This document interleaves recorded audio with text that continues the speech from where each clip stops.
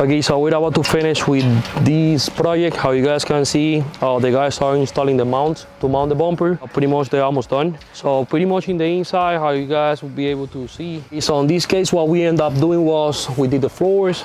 We did a blue metallic on the floors, and we added some white marble looking. On the seats, we just did black, blue on the metal with the diamond stitching. And also he got these door inserts with the headliner that we offer on our website. He got them black, blue stitching matching the seats, and blue buttons. So pretty much everything is matching in the inside. We're about to be done. So stay tuned so you'll be able to see the final product. Okay, so the bumper that we're gonna be installing on this case is gonna be a 20-inch blind mount bumper. And also we're gonna be installing a plate that is gonna be recessed on the bumper. All these, we offer that online on our website, so you can just go and check it out.